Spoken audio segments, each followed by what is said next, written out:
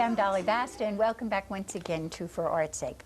That glorious sound you just heard belonged to my guests today, the Lumzy sisters, and their names are Brenda, Doris, Chakwita, and Dolores, and I still have a feeling I pronounced it wrong, didn't I? You did fine, Dolly. You did fine. I did fine? Yes. Good. Okay. The first question. You guys have recently been award winners. Tell me about it, Doris. You and I were talking about it earlier. Yes. I believe it was back in August. We won the Excellence Award for the Female Group of the Year for Quartet. First of all, it was a big surprise, yes. And then it was an honor. It was an honor to even be nominated, because the other groups that were in the same category were groups that were that have been in the field for years and well established, yes. And it was just an honor to win over those pioneers. There were so many groups. This was the James Cleveland Excellent Award, and James Cleveland has been a pioneer for, oh gosh, ever since I was a little girl. Yes. And so just to be nominated, let alone win the award, was an honor and such a blessing for the Lumzy sisters. Now, all of you grew up in Mississippi, correct? Yes. Yes. How old were you when you actually started to sing? I gather you were very young. Yes. I was. I was. Babies. Babies? Yeah. How young? Yeah. How young? I can remember playing the piano probably at the age of 9, and singing, you know, pretty much sounding back then like the little alfalfa sound, you know. Chipmunk. We were getting trained. You know, my mom, that was her job. I don't know how old they were. I really don't remember how old I was, but I know that we were very young, and I think my mother saw that there was some potential there, yes. And she just started working with us when we were very young, and she taught each one of us, you know, the voices. She taught me soprano, Dolores, you know, she listened to our voices and she saw where each person should fit in, and that's what she did. Every night after dinner, we were all around the piano. Did you ever object to this? Yes. I did. Aha, a rebel down there on the end of the road. Why? Why? Because it was time consuming. Yeah. It took our playtime away, and when we were done, it's bedtime. And but in the end, it worked out for the best. And then when we would go to church with Daddy, we were like his traveling choir, and we were small, and late at night coming home from church, he would stop at a store, and he was so proud of his girls that he would want us to get out of the car and sing when we were sleepy. And I wanted to go to sleep. I didn't like that at all. Gee, what he got was a real cheap act. Yeah. Pretty good, pretty good. No, we sung for candy. You sung for candy, well that's good. You demanded something out of it.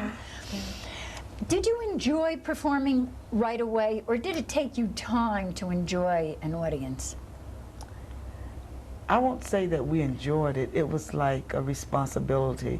This is what you have to do. So we grew up not enjoying it because we didn't know the value of what we were really doing until we became saved and the Lord became God of our life. And then we found out how enjoyable it was, how good it was, because we knew that the main thing was we were helping someone else. So that's when I began to enjoy it. Go ahead. Can I say something about that? Yes. When you asked that question, my mind went back. There were times when I was younger. You know how when you do things and people will say, "Oh, what a nice little thing! What a nice little girl! Oh, wasn't that song so pretty?" And they would give you a nickel or give you a dime. And my intentions a lot was, okay, if I sing, Daddy's gonna give me a nickel. Somebody in this church is gonna give me something, you know. And then after a while, the whole picture changed, like my sister said. The whole picture changes, and you say, "Oh boy, this is a charge to keep that I have," you know. So now it's like, this is a must. You have to get my message over to the people. So it's a God-given talent that you use for a purpose. Yes. Which must make you feel pretty good. Yes, it does. Does that intertwine with your daily life? Yes, it does, because my mind is stayed on Jesus all the time. Am I allowed to say that? Yes, of course. You're allowed to say anything on this show. My mind That's is why I'm stayed. asking these questions. Okay, my mind is stayed on Jesus every day. There are problems, medical problems that we have that, you know, prevent us from doing and going as much as we would like. But the time that we do have and the chances, the opportunities that do come our way, we do put it towards carrying the message for Christ. Well, we're going to go back to some of your original roots and your original teachings, and we're going to do one of the numbers that we taped at your concert, and I believe it's If Jesus Can't Fix It, Nobody Can. That's right, absolutely.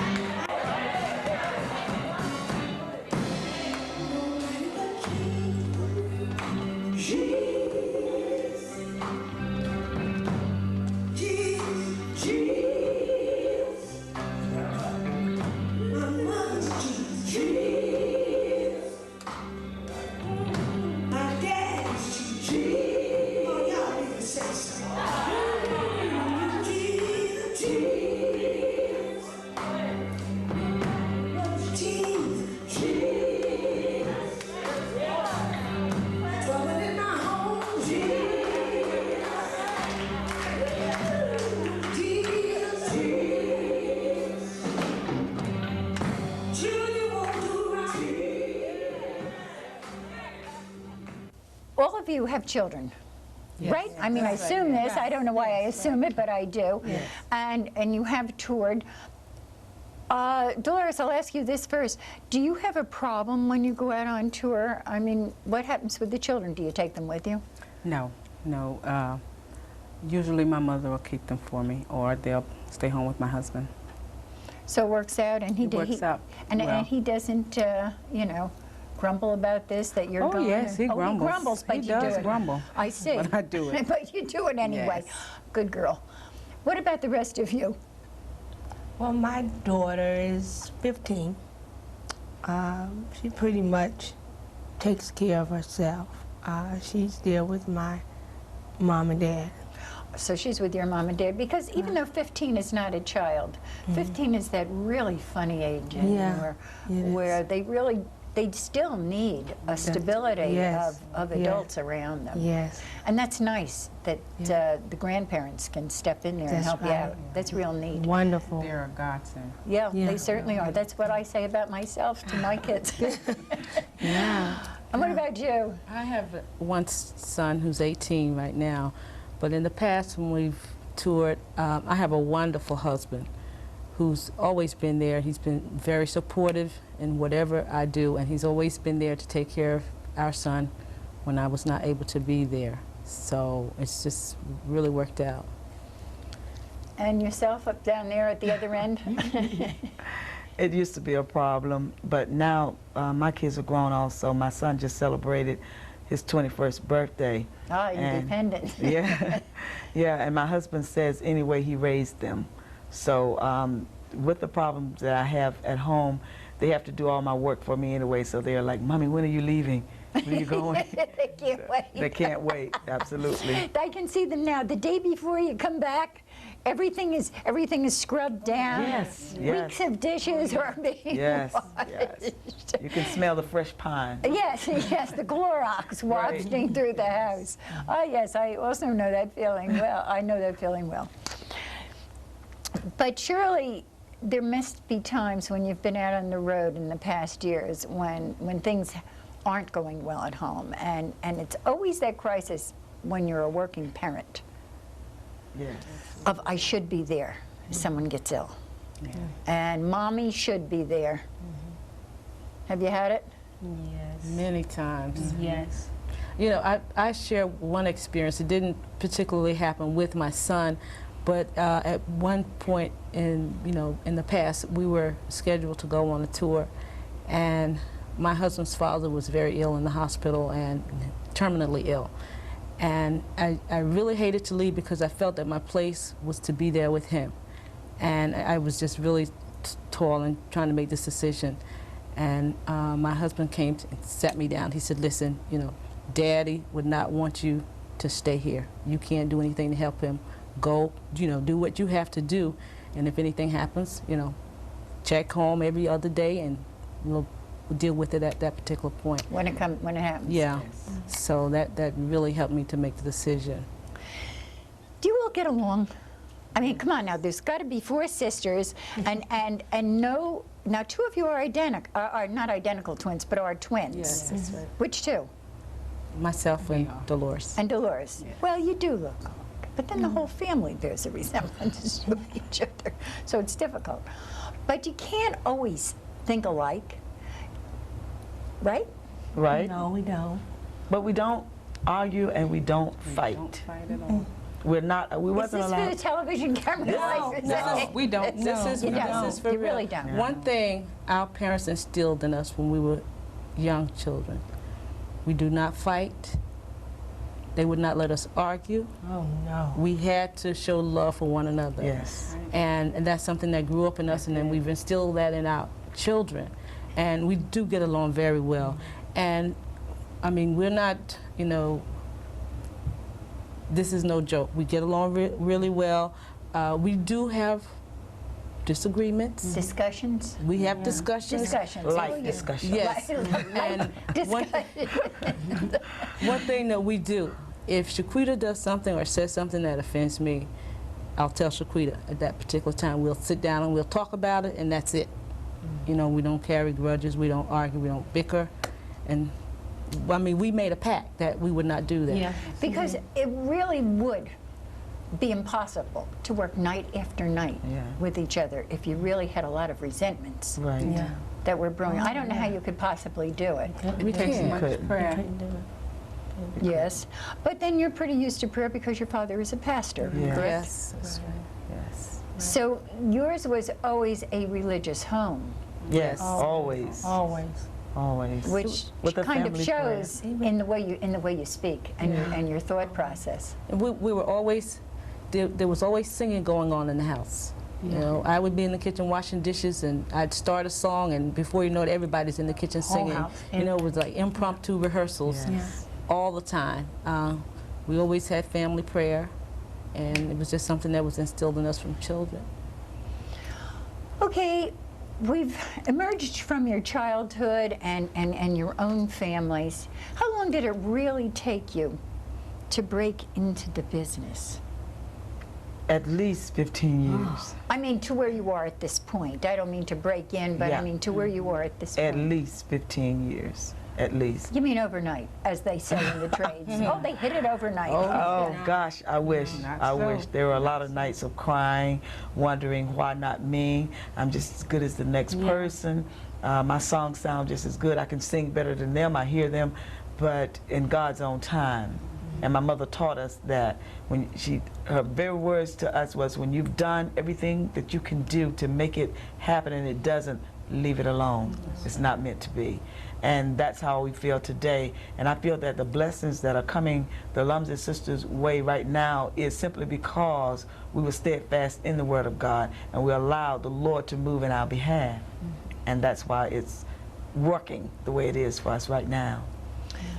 But it's also your attitude with each other, which is all part of the same thing, I realize. But I saw the closeness when you walked in the doors this morning, and it was nice to see. It really was. Mom and Dad made us that way. Just let me add this, going back to what Doris was saying about singing and being a family unit, although we have our separate families right now. I remember in the past we had this very old bus. And we were traveling, and my brother was the driver of the bus, and God had already shown me in a vision that we were going to have trouble. And to make a long story short, the bus did break down, and my brother was saying, well, I don't know what we're going to do. We didn't have any money because we were just out there on faith. And we got back in the bus, and we broke down in a country town in South Carolina, and they were giving us a hard time. But I said, we just got to do this the way the Lord said. And we got back on the bus and we started riding, and the bus wasn't running right. And my brother started a song, He's Got the Whole World in His Hand. And everybody on the bus was singing, all of his sisters and my brother, and we just sang right on down the road in that raggedy bus with the smoke and everything. And we made our destination all the way back through the Carolinas, everywhere, Louisiana, and right back home. Well, it'd make a great movie. Let's face it. But you have a number, which I want to take a break for it to do, and it's called Precious. Yes. And it's your latest release. Yes. So let's take a minute before we run out of time and listen to it. Okay.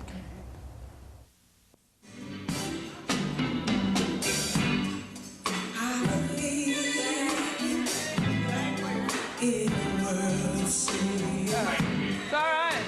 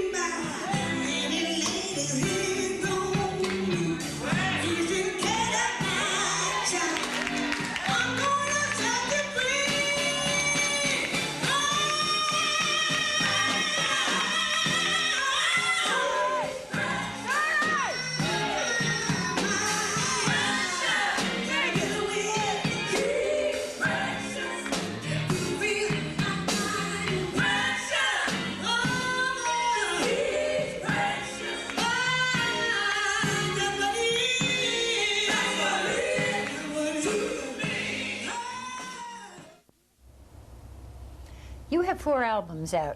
Yes. Tell me a little bit about them, because that's what we kind of want to punch into the last part of our show here. Okay, the first one is entitled Caught Up. My mom wrote that tune, and it did really well for us. It was a local area where we did it here. And the second one, well, we were just singing somewhere, and this guy was sitting in the audience, and he heard it, and he goes, wow, you girls are really good, you know, come on my label. And we thought, never in a million years we can't do this. But the Lord made a way for us, and we went on it, and we did the second album, and it's entitled Prayer Will Win. and my mom did that one also, which did very, very good for the listening audience because everybody could relate to that tune. And my mom is such a humble, sweet lady, and she always write from experience with all these girls that she had. So I got a little jealous, and I said, well, hey, my mom can't have it all. So the third one we did was entitled Sisters, and the Lord gave that tune to me because we were having such a hard time dealing with a lot of different issues outside the family, not inside the family. Inside the family, we're just fine. But you're still the boss. well, I won't say that in front of them, but Yes. Yes. Okay, got it. okay. And the latest one we did entitled Precious, the Lord allowed me to write that one because the Lord has just been so good to us, so good to our family, and He kept the family circle. And we were at home one night, and I was just thanking God for being so good and so sweet. And I said, Lord, you're just precious to me. And He just gave me the words. And there it was. Where are these albums available? We can find them, well, you can find them downtown New Brunswick, Plainfield record stores in New York, in the area. In the area, the whole Jersey area, in other words, you can find your music. Yes. Okay. If you had your druthers and you could do anything you wanted in the next few years, what do you want to do? I ask one of them. Yeah, well, you started off and the rest pick it up. Okay. We have only a couple of minutes. So. Okay, what I would like to do is teach the whole world to sing. Yes. Oh, that's good. I like The that. reason I would like to do that is because we all can't talk together and understand, but we can join hands and sing and understand the unity of just one Lord, one faith, one baptism. So I'd like to teach the whole world to sing so we can be in unity just for once. I like that. And so many people come to me and they say, you know, I wish I could sing like you. If I could, I would sing every day. And my desire is to teach voice lessons. That's what I want to do. So when you get done traveling and touring and all that other stuff, you may teach. That's what I want to do. Why have it all and just not want to share it with with everybody? It's a great idea. Yes. I taught dance for years after I gave up as a dancer. All right. Okay. Yeah. Okay. What about yourself? Well, I like to see us with a record store, that we could sell our own material as well as other people's, you know, and maybe a recording studio that we can help other people the same way people helped us. Yeah. Gospel music? Yes, Just gospel gospel music. music. And you do Gospel. traditional gospel. It has not been commercialized in any way. No. We're getting into it. You are getting into Yes. it. But Yes. are you for it or against it, as they say? Well, I just want the message to go forth. And I'm not saying that I'm against it. That's my roots. Traditional gospel is my roots. I love it. But I'm broad-minded enough to know that you have to have the message, and however we get the message out there. I'm not going into secular music, don't get me wrong. But contemporary, I will do that to get the message, because that's my main objective, is get the message to the people that God just loves everybody. Everybody. And as long as God is in it, as long as God is in the music, it's okay with me. The message is going The forth. message is going forth. You know, it seems to me that, and this is very quick, but I had watched, what was it, Sister Act 1 with Whoopi Goldberg. And it wasn't so much the plot was all hat, but the music. Yes. Yeah. The music, you just sat there. I must have watched that movie more than I have ever watched any movie, only because of the music. Yes, music. I enjoyed it. And see, that's one of the main things that we need to focus on, because what comes from the heart reaches the heart. And a lot of times with the music, with the different, with traditional, contemporary, we have to find a happy medium somewhere. We have to find a way to reach our young people. And I mean, our young people can come to church, but if they sit and listen to Amazing Grace, how sweet it sounds, I mean, you've got to give them something. You got to have the beat You've there got to going give them for something it. to keep them interested and keep them coming back for more. The message is in the music. The message is in the music. And you know, I think that with that, I'm going to sign off. I'm going to tell our audience it has been a ball. You want a treat? You go to the record stores and you pick up the music by the Lumzy Sisters, please. If you can see a concert of theirs, don't miss it. And I want to thank you. I want to thank you for getting over here. And it's been a joy. I could have gone on for another hour, and I'm sure we all could have. But don't tune out, because over the credits, we're going to be doing some more of your music. Turn it over to Jesus. That's right. So I'll see you all next month. And in the meantime, take care.